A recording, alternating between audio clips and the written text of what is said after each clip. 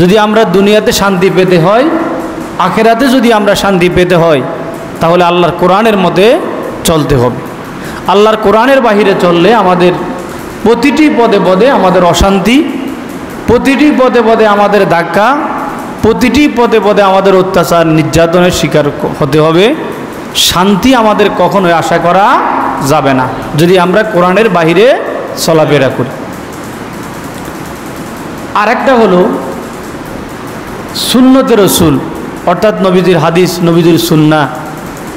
রসুল করিম সাল্লাল্লাহু আলাইহি ওয়াসাল্লাম হাদিস শরীফের মধ্যে স্পষ্ট ভাষায় রসুল সাল্লাল্লাহু আলাইহি ওয়াসাল্লাম বলেছেন যে আমি তোমাদের কাছে দুটি বস্তু রেখে যাচ্ছি, যদি ফিতনার সময়ে যদি তোমরা এই দুটি বস্তু আঁকড়ে ধরতে পারো তাহলে কখনো তোমরা পথভ্রষ্ট হবে না। বলেন না সুবহানাল্লাহ। কয়টা বস্তু? দুইটি বস্তু রেখে যাচ্ছি। বলেছেন কে? নবীজি। কে বলেছেন? নবীজি বলেছেন দুটি বস্তু আমি তোমাদের কাছে রেখে যাচ্ছি। সাহাবাই কারাম আল্লাহ রসুল করিম সাল্লাল্লাহু আলাইহি ওয়াসাল্লামের জবানের কথাকে, নবীজির পবিত্র মুখের কথাকে, নবীজির পবিত্র বাণীকে সাহাবাই কারাম মূল্যায়ন করতেন কম না বেশি? বলেন কম না বেশি? বেশি। এই জন্য সাহাবাই কারামের দাম আল্লাহ তাআলার কাছে অনেক বেশি। আল্লাহ তাআলা সাহাবাই কারামের মূল্য, সাহাবাই কারামের মর্যাদা, সাহাবাই কারামের দাম, সাহাবাই কারামের কদর আল্লাহ তাআলা অনেক বেশি বাড়িয়ে দিয়েছেন। বলেন না সুবহানাল্লাহ। ইয়া হাজিরিন, তো আল্লাহ তাআলা এই সূরা হুজরাতের মধ্যে আমরা গত সপ্তাহে আমরা জেনেছিলাম যে আল্লাহ রসুল করিম সাল্লাল্লাহু আলাইহি ওয়াসাল্লাম তার জীবন আদর্শ আমাদের জন্য কত সুন্দর করে রেখে গেছেন। যেই জীবন আদর্শের প্রতিটি পদে পদে প্রতিটি পদক্ষেপে রয়েছে মানুষের জন্য শান্তি আর শান্তি। নবীজির জীবনের মধ্যে প্রত্যেকটি কর্মে, নবীজির শিশুবেলা থেকে শুরু করে নবীজির প্রতিটি জীবনে, ব্যক্তি জীবন, সামাজিক জীবন, রাষ্ট্রীয় জীবন, ধর্মীয় জীবন, প্রত্যেকটি জীবনের মধ্যে রয়েছে শান্তি আর শান্তি। বলেন না সুবহানাল্লাহ, সুবহানাল্লাহ। এই জন্য আল্লাহ তাআলা আমাদেরকে জানিয়ে দিয়েছেন লাকাদ কানা লাকুম ফি রাসূলিল্লাহি উসওয়াতুন হাসানাহ। বলেন না সুবহানাল্লাহ। এই জন্য আল্লাহ রসুল বলেছেন আমি তোমাদের কাছে উত্তম আদর্শ, উত্তম নমুনা হিসাবে অন্য কোন নবী রাসূলদের আদর্শ আমি তোমাদের কাছে রেখে যাই নাই। আমি তোমাদের কাছে যদি তোমাদের জীবন যদি দুনিয়াতে শান্তি পেতে হয়, আখেরাতে যদি তোমাদের মুক্তির দরকার হয়, তোমরা যদি জান্নাতে থাকতে চাও, তাহলে তোমরা আমার নবী রাহমাতুল লিল আলামিন মুহাম্মদুর রাসূলুল্লাহ সাল্লাল্লাহু আলাইহি ওয়াসাল্লামের উত্তম আদর্শ মোতাবেক তোমাদের জীবন পরিচালনা করো।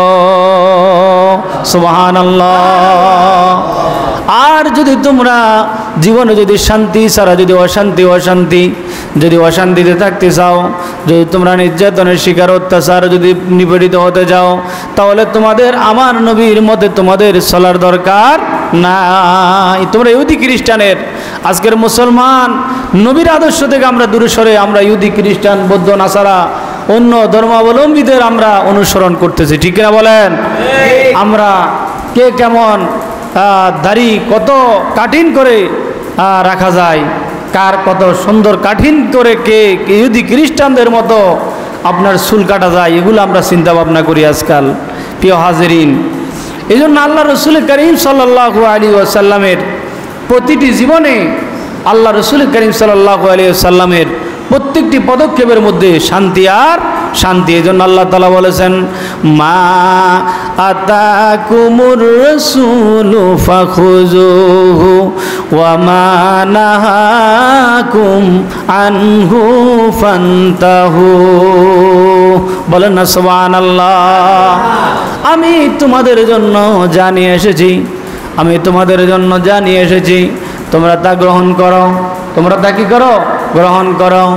নবীজি আল্লাহ পাক রব্বুল আলামিন তার পবিত্র জবানে কোরআনুল কারীম আল্লাহ তাআলা ডাক দিয়ে বলেছেন, ও বন্ধু, আপনি আমার জবানের কথাগুলি আপনি আপনার উম্মতদেরকে জানিয়ে দিন। মা আতাকুমুর রাসূলু ফাখুযুহু, আমি যা নিয়ে এসেছি তা তোমরা গ্রহণ করো। সুবহানাল্লাহ বলেন, সুবহানাল্লাহ। আর মা নাহাকুম আনহু ফান্তাহু, আমি তোমাদেরকে যা নিষেধ করেছি, কি করেছে? নিষেধ করেছি। নবীজি আমাদেরকে যে কাজ করার জন্য বলেছেন, আল্লাহর হুকুম নিয়ে এসেছেন। নবী কি নিয়ে এসেছেন? নবী কোরআন নিয়ে এসেছেন। কি নিয়ে এসেছেন? কোরআন নিয়ে এসেছেন। বলেন না সুবহানাল্লাহ। এই জন্য নবীজি আল্লাহ পাক রব্বুল আলামিন আল্লাহর জবানে আল্লাহ তার কোরআনে জানিয়ে দিয়েছেন, আমি যা নিষেধ করেছি, আমি আমার নবী তোমাদেরকে যা থেকে বারণ করেছেন, তোমাদেরকে যা ফিরে থাকতে বলেছেন, তোমাদেরকে যা থেকে দূরে থাকতে বলেছেন, তোমরা তা থেকে দূরে থাকো। বলেন না সুবহানাল্লাহ। এই জন্য আল্লাহ তাআলা সূরা হুজুরাতের মধ্যে আল্লাহ তাআলা জানিয়ে দিয়েছেন, ইন্নাল্লাযীনা ইয়াগুদ্দুনা আসওয়াতাহুম ইনদা রাসূলিল্লাহি উলাইকাল্লাযীনা ইমতাহানাল্লাহু কুলুবাহুম লিত্তাকওয়া। বলেন না সুবহানাল্লাহ। কথা কার? আল্লাহর কথা। আল্লাহর মধুর এই কোরআন এত এমন এক সুমধুর কণ্ঠ, এমন এক সুমধুর বাণী, যেই তেলাওয়াত শুনলে প্রতিটি হরফে আপনার আমার গুনাহ মাফ হয়ে যায়। বলেন না সুবহানাল্লাহ, সুবহানাল্লাহ।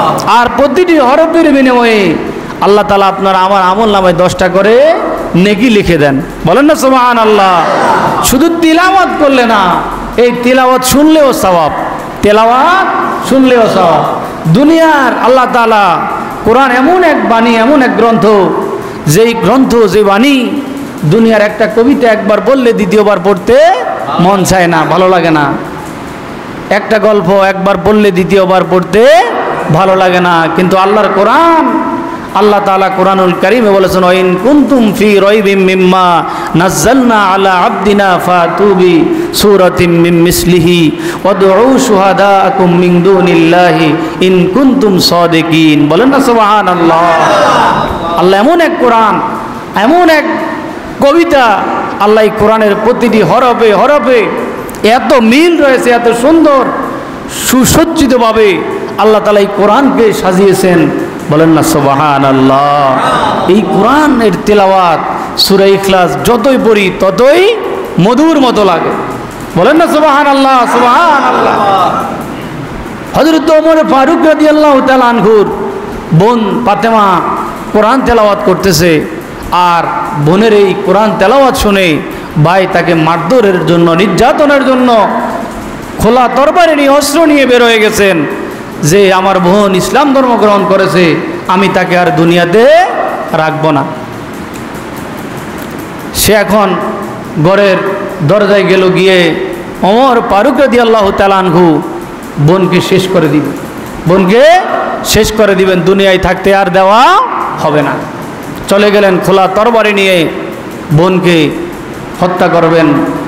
আর সেখানে বোন ঘরের মধ্যে, ঘরের দরজা বন্ধ করে রাতের গভীরে কোরআনুল কারীমের তেলাওয়াত করতেছেন। বলেন না সুবহানাল্লাহ।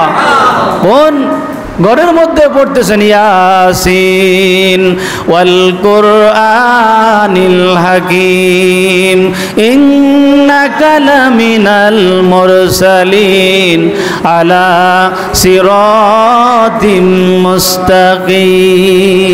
বলেন না সুবহানাল্লাহ। বোনের এই তেলাওয়াত শুনে ওমর ফারুক রাদিয়াল্লাহু তাআলা আনহুর মনের মধ্যে এমন কি পরিবর্তন চলে আসলো।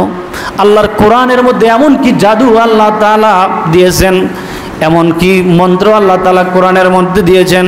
এই কোরআনের বাণী শুনলে ওমরের মতো কঠিন হৃদয়ের, পাষাণ হৃদয়ের কাফের মুশরিকগণ মনটা গলে গিয়ে কালিমা পড়ে লা ইলাহা ইল্লাল্লাহু মুহাম্মাদুর রাসূলুল্লাহ সাল্লাল্লাহু আলাইহি ওয়াসাল্লাম। জোরে বলেন না সুবহানাল্লাহ।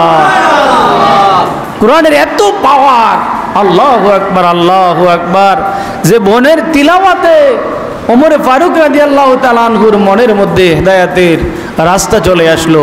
মনটা মোহের মতো গলে গেল, অটোমেটিক তার জবান দিয়ে পড়ে গেল এবং নবীজির হাতে হাত দিয়ে মুসলমান হয়ে গেলেন। কালিমা পড়ে পরিপূর্ণ মুসলমান হয়ে গেলেন। বলেন না সুবহানাল্লাহ, সুবহানাল্লাহ। প্রিয় হাজিরিন, আজকাল আমরা কোরআনের তেলাওয়াত, আগে ঘরে ঘরে কোরআনের তেলাওয়াত ছিল, শান্তি ছিল। এখন আর আমাদের তিলাওয়াতের দরকার নাই। বলেন তিলাওয়াতের দরকার আছে না নাই? আল্লাহর এই পৃথিবী যতদিন থাকবে কোরআনও ততদিন থাকবে, আর কোরআনের তিলাওয়াতও ততদিন থাকবে। যে কোরআন তিলাওয়াত করবে, আল্লাহ রাসূল করিম সাল্লাল্লাহু আলাইহি সাল্লাম বলেন আফদালুল ইবাদাতি তিলাওয়াতিল কোরআন। বলে সর্বোত্তম ইবাদত হলো কোরআন তিলাওয়াত, সর্বোত্তম ইবাদত কোরআন তিলাওয়াত। আবার রাসূল করিম সাল্লাল্লাহু আলাইহি ওয়াসাল্লাম বলেছেন খৈরুকুম মান তাআল্লামাল কুরআনা ওয়া আল্লামাহু। নবীজি বলেছেন পৃথিবীর মধ্যে সবচাইতে দামি মানুষ, সবচাইতে উত্তম মানুষ যে কোরআন শিখে এবং অন্যকে শিখায়, তার চাইতেও দামি মানুষ আর পৃথিবীতে কোনো ব্যক্তি হতে পারে না। তাহলে প্রিয় ভাইয়েরা, কোরআনের তেলাওয়াত করবো না করবো না? কোরআনের সাথে সম্পর্ক রাখবো না রাখবো না? কিয়ামতের ময়দানে আল্লাহ রাসূল সাল্লাল্লাহু আলাইহি ওয়াসাল্লাম বলেন আমার উম্মতের জন্য আমি ভয় পাচ্ছি, কিন্তু আমার উম্মত ভয় থেকে মুক্তি পেয়ে যাবে, আমার উম্মত কঠিন মুসিবত থেকে রেহাই পাবে যদি আমার উম্মত দুটি বস্তু আঁকড়ে ধরতে পারে। তারাকতু ফীকুম আমরাইন লান তাদিল্লু মা তামাসসাকতুম বিহিমা কিতাবাল্লাহি ওয়া সুন্নাতুর রাসূলি। বলেন না সুবহানাল্লাহ। আবার বিদায় হজের ভাষণে নবী বলেন আমি তোমাদের কাছে দুটি বস্তু রেখে যাচ্ছি, একটা হলো আল্লাহর কোরআন আর একটা হলো আহলে বায়াতে রাসূল। বলেন না সুবহানাল্লাহ। প্রিয় হাজিরিন, তাহলে আল্লাহর কোরআন মতে চলবো না চলবো না? চলবো। আল্লাহর কোরআনের তেলাওয়াত নিজে শিখবো, সন্তানদেরকেও কোরআন শিখাবো। কোরআনের সাথে সম্পর্ক রাখলে, কোরআনের তিলাওয়াত করলে আল্লাহ তাআলা আপনার প্রতিটি হরফের বিনিময়ে মান করআল কোরআন হারফান ফালাহু আশরু হাসানাতিন, যে একটা হরফ তিলাওয়াত করে তার আমলনামায় 10টা নেকি লিখে দেন আল্লাহ। বলেন না সুবহানাল্লাহ, সুবহানাল্লাহ। তাহলে প্রতিটি হরফের বিনিময়ে যদি 10টা নেকি লেখা হয়, যে ব্যক্তি বিসমিল্লাহির রহমানির রহিম এই একটা বাক্য তিলাওয়াত করেছে, আল্লাহর নাম, কার নাম? আল্লাহর নাম। এই তিলাওয়াত বিশর হাফি রহমতুল্লাহ আলাইহি আল্লাহর কি বুজুর্গ, আল্লাহু আকবার বলেন, আল্লাহু আকবার। আল্লাহর বুজুর্গানি কেরামের জীবনী। ওমর রাদিয়াল্লাহু তাআলা আনহুর সময় এক বাদশার মাথা ব্যথার, কখনো মাথা ব্যথা ভালো হয়, আল্লাহ রাসূল করিম সাল্লাল্লাহু আলাইহি ওয়াসাল্লাম বিসমিল্লাহ খচিত, এই আল্লাহ তাআলার জাতে সিফাতের নাম খচিত বিসমিল্লাহির রহমানির রহিম তার একটা টুপির মধ্যে লিখে ওই টুপিটা বাদশার জন্য হাদিয়া পাঠিয়ে দিলেন। সুবহানাল্লাহ বলেন না সুবহানাল্লাহ। এখন বাদশাহ নবীজির ওই হাদিয়া পেয়ে টুপিটা মাথায় দিলেন, যে নবীজি হাদিয়া দিয়েছেন, এই বিসমিল্লাহির রহমানির রহিমের বরকতে ওই বাদশার মাথা ব্যথা চিরস্থায়ীভাবে ভালো হয়ে গেছে। সুবহানাল্লাহ, সুবহানাল্লাহ। আল্লাহর এক বুজুর্গ ছিলেন, তিনি মদ্যপায়ী অবস্থায় ইন্তেকাল করেছেন। দুনিয়া থেকে যখন তিনি চলে গেলেন, চলে যাওয়ার আগে রাস্তার মধ্যে উনি এক টুকরা কাগজ পেলেন। কি পেলেন? এক টুকরা কাগজ। এখন তো আমরা রাস্তাঘাটে অনেক কাগজ পাই, আমাদের চোখে এগুলা লাগে না। আল্লাহর বুজুর্গ রাস্তা দিয়ে হাঁটছেন, তাসবিহ পড়তে পড়তে, আল্লাহু আকবার জিকির করতে করতে, আল্লাহর তাসবিহ পাঠ করতে করতে জমিনের মধ্যে হাঁটতেছেন। আর হঠাৎ করে রাস্তায় পরে দেখা একটা কাগজ তিনি তার সম্মুখে পেয়ে গেলেন। সুবহানাল্লাহ। এই ব্যক্তি ওই কাগজটা পেয়ে কোথায় রাখবেন? কাগজটার মধ্যে মনে হয় একটা লেখা। কি পড়বেন, কি করবেন? আরবি লেখা। কি লেখা? আরবি লেখা। এখন এই আরবি লেখা কোথায় রাখবেন, কি করবেন সম্মান করে? একবার হাতে নিয়ে সুন্দর করে ধুয়ে মুছে ওই ময়লার স্থান থেকে কাগজটাকে উঠায় আনিয়া সুন্দর করে পরিষ্কার করলেন। আর পরিষ্কার করে আতর দিয়ে, আতর গোলাপ জ্বলাইয়া সুন্দরভাবে কত সুন্দর করে একবার বুকের পকেটে রাখে, আবার মাথার উপরে রাখে। আল্লাহর বুজুর্গ, আল্লাহর ওই ব্যক্তি হঠাৎ করে চিন্তা চলে আসলো, আমি এই নাম আল্লাহর জাত ওয়াদানিয়াতের নাম লেখা বিসমিল্লাহির রহমানির রহিম। কয় আল্লাহর নাম লিখিত এই বাক্যের এই কাগজটুকু আমি কি করব? মাথায় রাখলাম সম্মান মনে হচ্ছে না, পকেটে রাখলাম সম্মান মনে হচ্ছে না, আর কোন স্থানে রাখবো? স্থানকে সম্মান দেওয়ার জন্য ইনি চিন্তা করলেন আমি কোন জায়গায় রেখে আমি আল্লাহর কাছে কোন ধরনের আসামি হয়ে যায়। আমি এই বাক্যটাকে সুন্দর করে পরিষ্কার করে খেয়ে ফেললেন। সুবহানাল্লাহ। কি করলেন? খেয়ে ফেললেন এই কাগজ। ওই ব্যক্তি ইন্তেকাল হয়ে গেল, দুনিয়া থেকে চলে গেলেন। এখন ফেরেশতারা ওই ব্যক্তিকে জান্নাত না জাহান্নাম দিবে? কি দিবে? জান্নাত দিয়ে দিবে। বলেন না সুবহানাল্লাহ। আর এক ব্যক্তি ওই ব্যক্তিকে স্বপ্নে দেখলেন, স্বপ্নে দেখে জিজ্ঞাসা করলেন, ও ভাই, আপনার সাথে আল্লাহ কি ব্যবহার করেছে? দুনিয়াতে আপনি তো খুবই খারাপ মানুষ ছিলেন, তেমন ভালো কাজ করতে আপনাকে দেখি নাই। কয় আল্লাহর জাত ওয়াদানিয়াতের নাম বিসমিল্লাহির রহমানির রহিম লিখিত একটা কাগজকে আমি সম্মান করার কারণে আল্লাহ তাআলা আমার সারা জীবনের সমস্ত পাপগুলি, সমস্ত গুনাহগুলি মাফ করে আল্লাহ আমাকে জান্নাতি বানিয়ে দিয়েছে। মোহাম্মতে বলেন না ইয়া রাসূলুল্লাহ, ইয়া রাসূলুল্লাহ, ইয়া রাসূল। প্রিয় হাজিরিন, তাহলে একটা আল্লাহ তাআলার জাত ওয়াদানিয়াতের নাম বিসমিল্লাহির রহমানির রহিম এর সম্মানের কারণে আল্লাহ তাআলা একজন পাপিষ্ঠকে যদি মাফ করে দিতে পারে, আমরা যদি আল্লাহর হুকুম মোতাবেক চলি, আমাদের গুনাহও আল্লাহ মাফ করতে পারে। জোরে বলেন সুবহানাল্লাহ। একটু দূরে শুয়ে পড়েন, আল্লাহুম্মা সাল্লি মাওলানা মুহাম্মদ ওয়া আলা আলি সাইয়্যিদিনা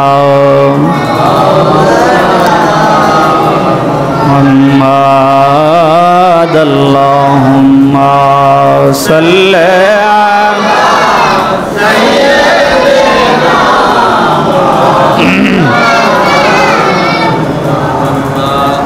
وعلى آل سيدنا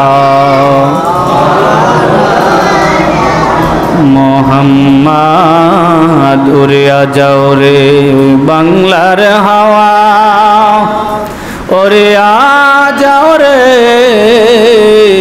মদিনা, এই গোলামদের সালাম খানি পৌঁছাই দিও ফাক রওজা। আল্লাহুম্মা সাল্লি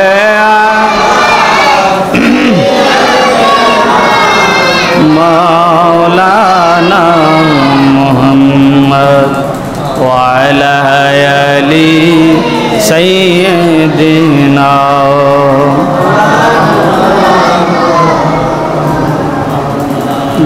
আল্লাহুম্মা সাল্লি আলা সাইয়্যিদিনা মাওলানা মুহাম্মদ ওয়া আলা আলি সাইয়্যিদিনা মাওলানা।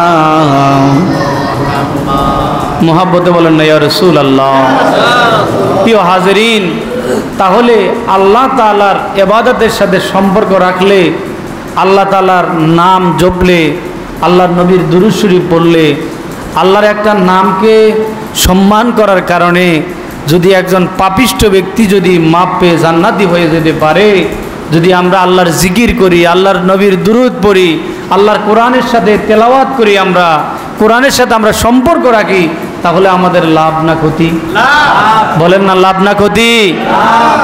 আর এখন আগে ঘরে ঘরে কোরআনুল কারীমের তেলাওয়াত হতো, এখন সকালবেলায় টেলিভিশন দেখে অনেক ঘরের কার্যক্রম শুরু হয়, অনেক ঘরের কার্যক্রম শুরু হয়। ঘরে কোরআন শরীফ, কোরআনুল কারীম, এটা হলো রহমত। বলেন, কোরআন কি রহমত? আর এই রহমতের কোরআন এখন ঘরে রাখতে রাজি না। কয় তাড়াতাড়ি নিয়ে, হয়তো যদি একটু পুরানো হয়ে যায় মাটিতে দাফন করেন, আর না হলে নদীতে পালায় আসেন, আর না হলে মসজিদে আল্লাহ রাস্তে দিয়ে আসেন। কারণ এখন ঘরে টেলিভিশন আসছে। কি আসছে? টেলিভিশন আসছে। এখন কোরআন শরীফ আর ঘরে রাখা যাবে না। আচ্ছা বলেন তো, কোরআন এটা রহমত না গজব? বলেন না, রহমত না গজব? রহমত। সব কিছুর জায়গা হয়, মোবাইলের জায়গা হয় ঘরে, টেলিভিশনের জায়গা হয় ঘরে, ফ্রিজের জায়গা হয় ঘরে, কিন্তু একটা কোরআন রাখার জায়গা হয় না। তার নাম মুসলমান। আমরা কি মুসলমান? প্রিয় হাজরিন, আজকে আমাদের মুসলমানিত্বের কার্যক্রম দিন দিন হ্রাস পাচ্ছে, দিন দিন আমাদের ঈমান দুর্বল হয়ে যাচ্ছে। প্রিয় হাজরিন, তাহলে আমরা কোরআনের সাথে গভীর সম্পর্ক তৈরি করব, কোরআনের তেলাওয়াত করব, যথাসম্ভব চেষ্টা করব। বয়স হয়ে গেছে, অসুবিধা কি? কোরআন তেলাওয়াত শিখলে অসুবিধা আছে? জোরে বলেন, অসুবিধা আছে? অসুবিধা না। এই জন্য দোলনা থেকে কবর পর্যন্ত আল্লাহ রসুল করিম সাল্লাল্লাহু আলাইহি ওয়াসাল্লাম বলেন, আমার উম্মতের জন্য ফরজ এলেম অর্জন করা দোলনা থেকে মৃত্যু পর্যন্ত। বলেন না সুবহানাল্লাহ, সুবহানাল্লাহ। আর এলেম অর্জন করলে আল্লাহ তাআলা বলেন, ইয়ারফাউল্লাহুল্লাযীনা আমানু মিনকুম ওয়াল্লাযীনা উতুল ইলমা দারাজাত। কয় তাদের মর্যাদা বাড়ায় দেয় কে? আল্লাহ। বলেন না, মর্যাদা বাড়ায় দেয় কে? আল্লাহ। প্রিয় হাজরিন, এই জন্য আমরা কোরআনের সাথে সম্পর্ক রাখবো, সকাল সন্ধ্যা কোরআনের তেলাওয়াত করব। যতটুকু চেষ্টা করবেন, অল্প হোক বেশি হোক, কোরআনের তেলাওয়াতের মধ্যে এত শান্তি। যে ঘরে সকাল সন্ধ্যা এখনও কোরআন তেলাওয়াত আছে, ওই ঘরে কখনো রিজিকের অভাব হবে না। আল্লাহ রসুল করিম সাল্লাল্লাহু আলাইহি ওয়াসাল্লাম বলেছেন, সকালবেলা কোরআন শরীফ সূরা ইয়াসিন যে ঘরে তেলাওয়াত করবে, ওই ঘরে কোনোদিন রিজিকের অভাব হবে না। বলেন না সুবহানাল্লাহ, সুবহানাল্লাহ। প্রিয় হাজরিন, রিজিক দেওয়ার মালিক কে? আল্লাহ। জোরে বিশ্বাস নাই মনে? মালিক কে? আল্লাহ। ইন্নাল্লাহা ইয়ারযুকু মান ইয়াশাউ, ইয়ারযুকু মান ইয়াশাউ বিগয়রি হিসাব। রিজিকের মালিক কে? আল্লাহ। আল্লাহ, আল্লাহ, আল্লাহু আকবার। প্রিয় হাজরিন, সূরা হুজুরাতের তাফসীর আমরা তেলাওয়াত করতেছি। সূরা হুজুরাতের মধ্যে আল্লাহ তাআলা মুসলমানদের জন্য, আমাদের জন্য অনেকগুলি দিক নির্দেশনা দিচ্ছেন। সূরা হুজুরাতের 8 নম্বর আয়াতের মধ্যে আল্লাহ তাআলা বলেছেন, বিসমিল্লাহির রহমানির রহিম। তেলাওয়াত করেন, বলেন সবাই, বিসমিল্লাহির রহমানির রহিম। আল্লাহ রসুল আল্লাহ তাআলা কোরআনুল কারীমে বলেন, ফাদলাম মিনাল্লাহি ওয়া নি'মাতান ওয়াল্লাহু আলিমুন হাকীম। বলেন না সুবহানাল্লাহ। আল্লাহ তাআলা বলেন, ইন্নামাল মুমিনুনা ইখওয়াতুন ফাসলিহু বাইনা আখাওয়াইকুম ওয়াত্তাকুল্লাহ লাআল্লাকুম তুরহামুন। বলেন না সুবহানাল্লাহ। আল্লাহ তাআলা বলেন, আল্লাহর দান এবং অনুগ্রহ স্বরূপ, আল্লাহর দান এত নিয়ামত, আল্লাহর নিয়ামত, আল্লাহর দান, আল্লাহর অনুগ্রহ নবী মুহাম্মদুর রাসূলুল্লাহ সাল্লাল্লাহু আলাইহি ওয়াসাল্লাম। আল্লাহ তাআলা বলেন, মুমিনগণ পরস্পর ভাই ভাই। বলেন, মুমিনগণ পরস্পর ভাই ভাই। এটা কার কথা? আল্লাহর কথা। বলেন না, কার কথা? তাহলে আল্লাহ রাব্বুল আলামিন বলেছেন এই কথা, বলেছেন ইন্নামাল মুমিনুনা ইখওয়াতুন। সূরা হুজুরাতের মধ্যে আল্লাহ বলেছেন মুমিনগণ পরস্পর ভাই ভাই। আর আল্লাহ রাসূল বলেছেন মুমিনগণ সব মুমিন একই দেহের মতো। মুমিনের এক মুমিনের চোখে আঘাত লাগলে আর এক মুমিনের অন্তরে হৃদয়ে আঘাত লাগে। সুবহানাল্লাহ বলেন, সুবহানাল্লাহ। আর না হয় ফিলিস্তিনের মুসলমানদের জন্য আজকে আমাদের হৃদয় জ্বলে, আমাদের মনের চোখের পানি আসে, মন কাঁদে। না চায় আমরা ফিলিস্তিনে গিয়ে ওই সেখানে ইসরায়েলের সাথে আমরা যুদ্ধ করি। নারায়ে তাকবীর, আল্লাহ। আজকে আমাদের হৃদয়ে আমাদের মুসলমান ভাই, গাজার মুসলমান, আজকে ফিলিস্তিনের মুসলমান যেন নির্যাতনের শিকার আল্লাহর কোরআনের কারণে। কিসের কারণে? কোরআনের কারণে। আল্লাহর একত্ববাদের প্রেম, আল্লাহর মোহাব্বত তাদের মধ্যে থাকার কারণে আজকে তাদের জন্য আমাদের হৃদয় কাঁদে। সুবহানাল্লাহ বলেন, সুবহানাল্লাহ। পৃথিবীর যেই প্রান্তেই কোনো মুসলমানের যদি একটু নির্যাতনের শিকার হয়, যদি আপনার অন্তরটা আপনি না পারে আমরা যুদ্ধের জন্য বেরিয়ে যেতে সম্ভব না হয়, কিন্তু মনটা তো কাঁদে। আল্লাহর কাছে দোয়া করতে হবে, আল্লাহ ফিলিস্তিনের মুসলমানদেরকে তুমি ইসরায়েলের নির্যাতন থেকে, আল্লাহ তুমি ইহুদি খ্রিস্টানদের নির্যাতন থেকে তুমি হেফাজত করো। বলেন না আমিন, মহব্বতে বলেন না আমিন। প্রিয় হাজরিন, তাহলে মুসলমান আমরা ভাই ভাই। আল্লাহ রসুল বলেছেন একই দেহের মতো, বলেছেন একজনের চোখে যদি আঘাত পায় আর একজনের হৃদয়ে আঘাত লাগে। আপনার চোখে আঘাত লাগলে আপনার মনে ব্যথা, শরীরে পুরো শরীরে ব্যথা হয় কি হয় না? আল্লাহ রসুল বলেন ইনিশতাকা রাসুহু, যদি কোনো মুমিনের চোখের মধ্যে যদি আঘাত লাগে তাহলে তার পুরো দেহের মধ্যে আঘাত অনুভব হয়, অনুভূত হয়। আপনার শরীরের যদি একটু এই কোথাও যদি একটু কাটা সেরা যায়, পুরো শরীরে ব্যথা হয়, জ্বর আরম্ভ হয়, ঠিক কিনা বলেন? আজকে আমরা মুসলমান, সারা বিশ্বে যেই দেশে যেই প্রান্তে মুসলমান যদি কোনো অসুবিধায় পড়ে, মুসলমান যদি আজকে নির্যাতনের শিকার হয়, তাহলে আমরা যেভাবেই পারি তাদের জন্য আল্লাহর কাছে সাহায্য চাইতে, আল্লাহর কাছে আমরা যেভাবেই পারি তাদের জন্য আমাদের মনটা কাঁদতে হবে। তাহলেই বুঝতে হবে আমরা একজন প্রকৃত মুসলমান। জোরে বলেন আল্লাহু আকবার। আর এরপরেও যদি আমাদের মন না কাঁদে, ইহুদিরা খ্রিস্টানরা নির্যাতন, কত রকমের নির্যাতন, কত রকমের টর্চারিং অন্য ধর্মাবলম্বীরা মুসলমানের উপরে আজকে নির্যাতন করছে। আজকে আমরা এক ভাই আরেক ভাইয়ের প্রতি প্রহসন, কত রকমের তামাশা আমরা আছি, অথচ আমাদের মধ্যে এখনো আমরা বুঝি না যে আমরা মুসলমান ভাই ভাই। বলেন আমরা মোমেনরা কি ভাই ভাই? ঘোষণাকার বলেন না, ঘোষণাকার আল্লাহ, ইন্নামাল মুমিনুনা ইখওয়াতুন। আল্লাহ রাব্বুল আলামিন জানিয়ে দিলেন ফাসলিহু বাইনা আখাওয়াইকুম ওয়াত্তাকুল্লাহা লাআল্লাকুম তুরহামুন। বলেন না সুবহানাল্লাহ। সুতরাং তোমরা ভ্রাতৃগণের মধ্যে যদি শান্তি স্থাপন করো, তোমাদের মধ্যে যদি কোনো পাটল সৃষ্টি ধরে, কি করে? পাটল সৃষ্টি ধরে, পাটল সৃষ্টি হয়ে যায়, তাহলে সেখানে কি করতে হবে? শান্তি স্থাপন করে দিতে হবে, সমাধান করে দিতে হবে, ইসলাহ মানে সংশোধন করে দিতে হবে। বলেন না সুবহানাল্লাহ। আর ওয়াত্তাকুল্লাহ, সাবধান। এখন আমরা এক ভাই আছি, আরেক ভাইয়ের মধ্যে যদি কোনো ঝগড়াঝাটি, আপন ভাইয়ের মধ্যেও যদি কোনো ঝগড়াঝাটি বাজে, তাহলে পাশের বাড়ির এক ভাই ওই ছোট ভাইকে উস্কাইয়া দেয়, বড় ভাইকে মারো, বড় ভাইকে মারো, ঠিক কিনা বলেন? এগুলো প্রতিবেশীর হক না। এই জন্য আল্লাহ রাসূল বলেছেন, যেখানে তুমি বসত বাড়ি স্থাপন করবে, তোমার আশেপাশের মানুষ কেমন, তাদের স্বভাব চরিত্র কেমন, তারা কি মানুষের খোঁজ খবর নাই কিনা, তারা কি দুনিয়ার গরিব, কে ভালো কে মন্দ, বিবেচনার মালিক কে? জোরে বলুন না, বিবেচনার মালিক কে? আল্লাহ। আজকে আমরা প্রতিবেশীর হক আজকে আমরা আদায় করি না, অথচ আমরা নামাজও পড়ি, রোজাও রাখি, ঠিকমতো যদি সুযোগ পাই বাজার থেকে একটা তসবিহ নিয়ে রাস্তায় রাস্তায় ঘুরি, ঠিক কিনা বলেন? জোরে বলুন না, ঠিক কিনা?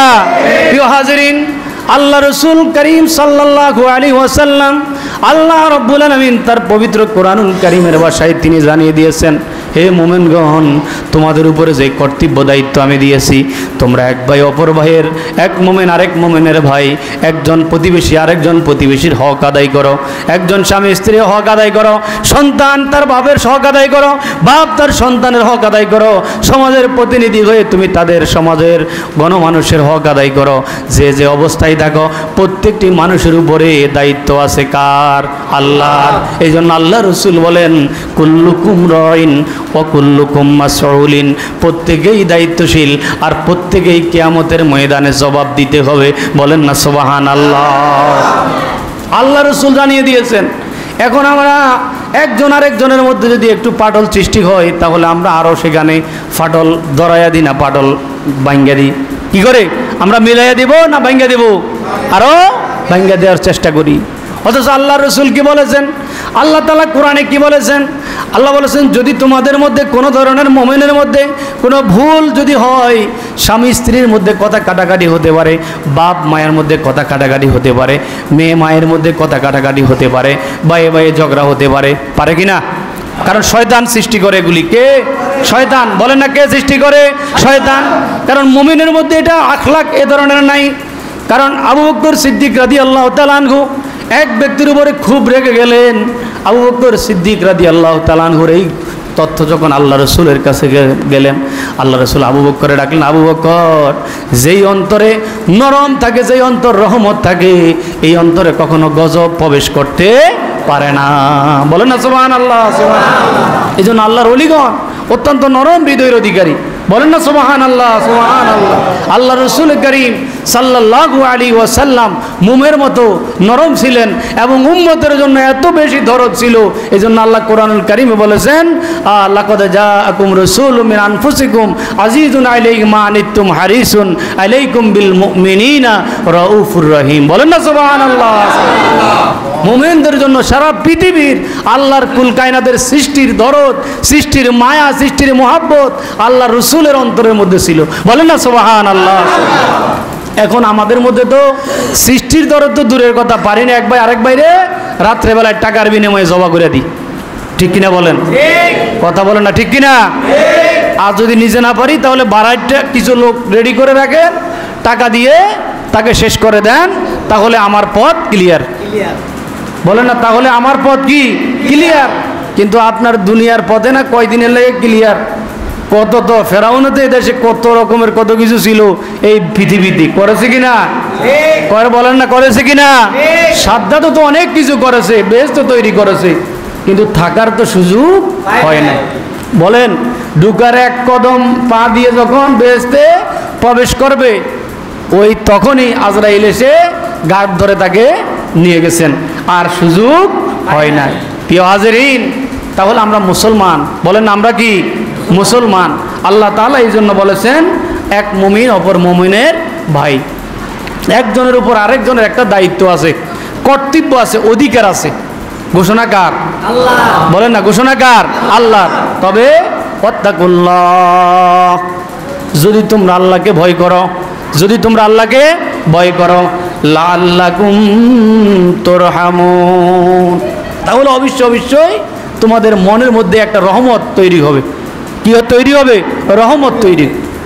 প্রিয় হাজিরিন, আল্লাহ তাআলা বলেছেন, ইয়া আইয়ুহাল্লাযীনা আমানুস্তানিবু কাসীরাম মিনাজ-যন্নি ইন্না বা'দাজ-যন্নি ইসমুন ওয়ালা তাজাসসু ওয়ালা ইয়াগতাব বা'দুকুম বা'দান।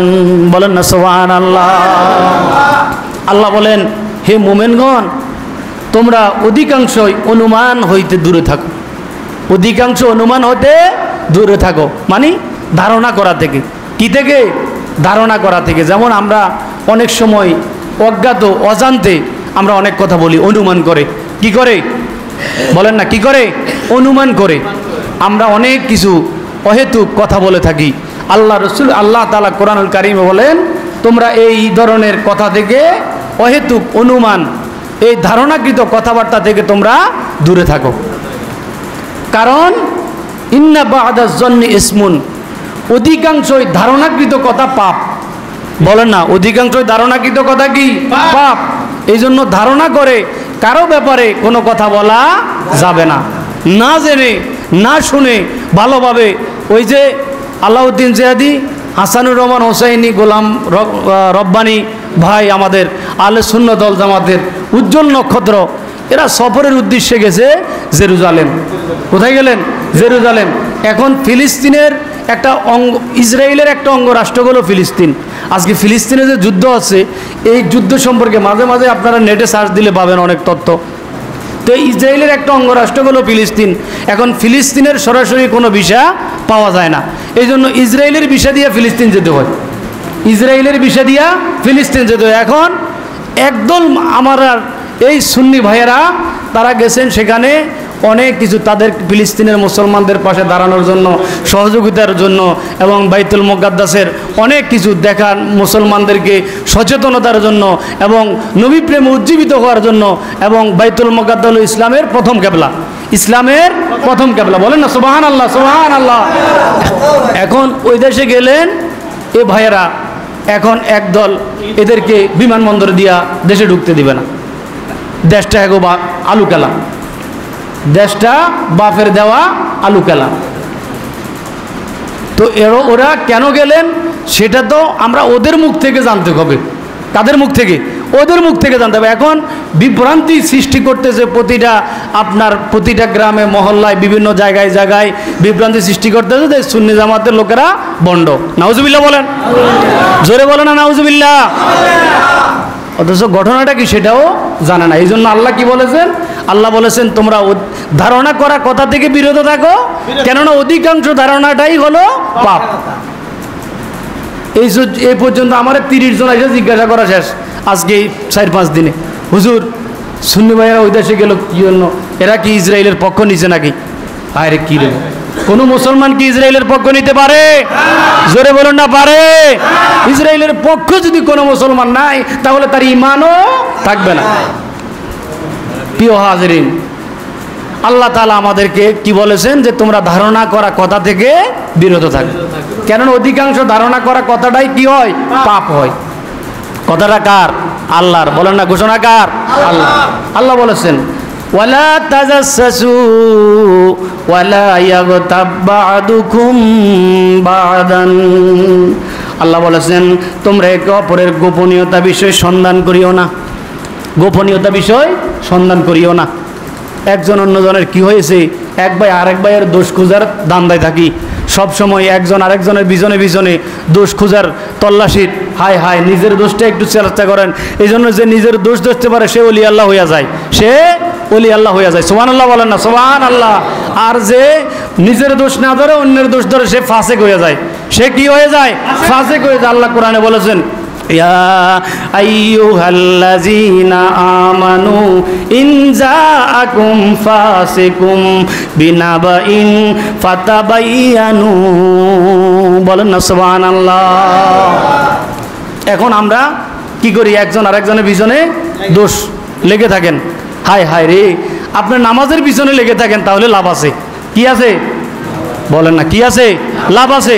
আপনি তাহাজ্জুদের পিছনে লেগে থাকেন যে আমি প্রতিদিন তাহাজ্জুদের নামাজ আদায় করবো, এটা না করে আপনি আরেকজনের পিছনে লেগে থাকেন, কি লাভ? লাভ না ক্ষতি?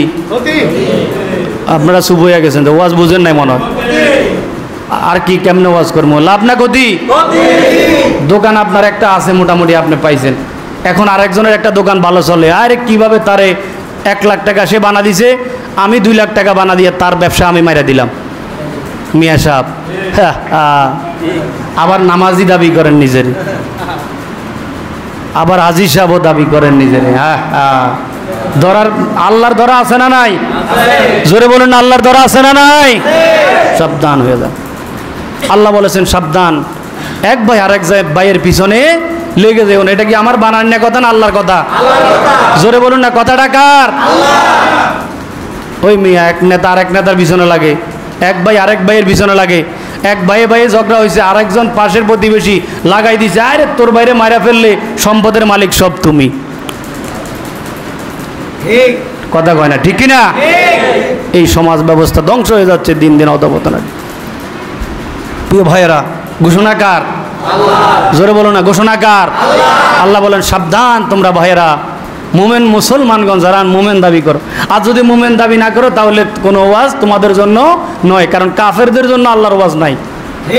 বলেন না, কাফেরদের জন্য আল্লাহর ওয়াজ নাই। কাফেরদের মন যাহা চাইবে এখন তারা ইসরায়েল ওই যে চায়নার মানুষ তারা সাপ খায়, বিচ্ছু খায়, আপনার ইঁদুর খায়। এখন আপনি যদি চিন্তা করেন আমিও খেতে পারবো, তাহলে তো আপনি মুসলমান।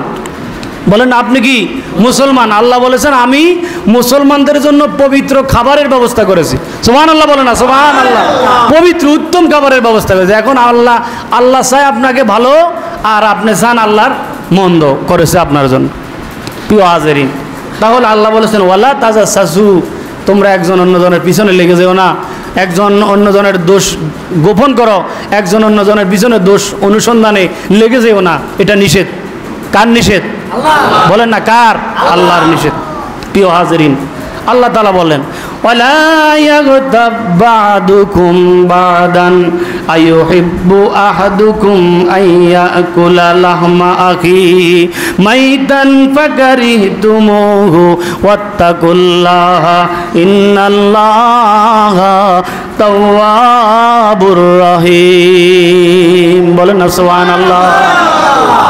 আল্লাহ বয়ান করতেছেন একে অপরের পশ্চাতে নিন্দা করিও না, গীবত করিও না। গীবত আছে না নাই? কথা কয় না। গীবত আছে না নাই? চলে, প্রতিদিন চলে। ভাত খাবার এক বেলা মিস হইতে পারে, কিন্তু গীবত করা মিস হয় না আমাদের। হ্যাঁ, আল্লাহু আকবার। ওয়ালা ইয়াগতাব বা'দুকুম বা'দান, আল্লাহ বলেন একে অপরের পশ্চাতে নিন্দা করো না, গীবত করো না। তোমাদের মধ্যে কি কেউ তাহার মৃত ভাইয়ের গোশত খাইতে পছন্দ করো? মৃত ভাইয়ের গোশত খাইতে কেউ পছন্দ করে? মানুষ মরে গেলে কি মরা মানুষের গোশত খাওয়া যায়? আল্লাহ কয় কেউ কি এটা পছন্দ করো তোমরা? প্রশ্ন করেছে কে? আল্লাহ। বলে না প্রশ্ন করেছে কে? আল্লাহ। এখন আবার আল্লাহ উত্তর দিচ্ছেন, কয় না স্বাভাবিকত বস্তুত মাইতান ফাকারিহতুমুহু, কয় না ইয়া তোমরা কেউই এই ঘৃণার্ত কাজটা কেউই পছন্দ করে না। সুবহানাল্লাহ বলেন না? গীবত করা আর মরা ভাইয়ের গোশত খাওয়া সমান। তো আল্লাহ প্রশ্ন করলেন, আবার আল্লাহ উত্তর দিয়ে দিলেন মুমিনদের পক্ষে। কার পক্ষে? মুমিনদের পক্ষে। তাহলে বোঝা গেল মুমিনগণ কারো গীবত করে না। বলেন মুমিনগণ কারো গীবত করে না, আর কেউ করলে সে এখনো মুমিন হতে পারে না। ঘোষণাকার আল্লাহ। ওয়াত্তাকুল্লাহ ইন্নাল্লাহা তাওয়াবুর রহিম। সাবধান, আল্লাহকে ভয় করো। কাকে? জোরে বলো না কাকে? আল্লাহকে ভয় করো। ইন্নাল্লাহা তাওয়াবুর রহিম, নিশ্চয় আল্লাহ তওবা গ্রহণকারী, তওবা কবুলকারী। এত কিছুর পরেও আমার আল্লাহ দয়াশীল। বলেন না আমার আল্লাহ কি দয়াশীল? মুহাব্বতে বলেন না আমার আল্লাহ কি দয়াশীল? আল্লাহর নবী মায়ার নবী গো, আপনি নবী আমার জীবনের আল্লাহর নবী মায়ার নবী গো, আপনি নবী আমার আমার হাতে করা পায়ে ভেরি, আমি আসামি ফেরোয়ারি, আপনার কোটে নবী জামিন সে রহমাতাল লিল আলামিন, আপনি উম্মতের জামিন, গুনাহগার উম্মতের আপন। আল্লাহর নবী মায়ার নবী গো, আপনি আমার জীবনের জীবন। মুহাব্বতে বলেন না ইয়া রাসূলুল্লাহ। এই সর্বশেষ কথা হলো, যত অপরাধী বান্দা করুক তারপরেও আল্লাহ কয় আমি আল্লাহ তওবা কবুলকারী। সুবহানাল্লাহ বলেন না? আর একটু মুহাব্বতে বলেন আল্লাহু আকবার। যত অপরাধের যত শাস্তির কথাই আল্লাহ বলুক, শেষে আল্লাহ বান্দাকে খুশি করে দেয়। সুবহানাল্লাহ বলেন না? কয় আল্লাহ বান্দা যত অপরাধী করুক, আমরা মানুষ, আল্লাহ কয় ইন্নাল্লাহা তাওয়াবুর রহিম, আমি আল্লাহ তওবা কবুলকারী। আমি আল্লাহর কাছে মাফ চাইলেই ইন্নাল্লাহ ইয়াগফিরুজ যুনুবা জামি, আমি আল্লাহ বান্দার সমস্ত গুনাহ ক্ষমা করে দেব। সুবহানাল্লাহ। প্রিয় হাজিরিন, আল্লাহ তাআলা আমাদেরকে আসছে আগামী 26 এপ্রিল, আসছে আগামী 26 এপ্রিল সকাল 8টায় আপনারা যারা নবী প্রেমিক দাবিদার, আমরা আহলে সুন্নাত ওয়াল জামাতের অন্তর্ভুক্ত অনুসারী পীর মাশায়েখপন্থী, আমরা ইসরায়েলের বিরুদ্ধে আমরা মার্চ পর গাজা, আমরা সোহরাওয়ার্দী উদ্যানে একত্রিত হব। নারায়ে তাকবীর।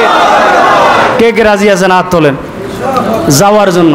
নারায়ে তাকবীর, নারায়ে রিসালাত, আহলে সুন্নাত ওয়াল জামাত, নবী প্রেমের আলো, নবী প্রেমের আলো, নারায়ে তাকবীর।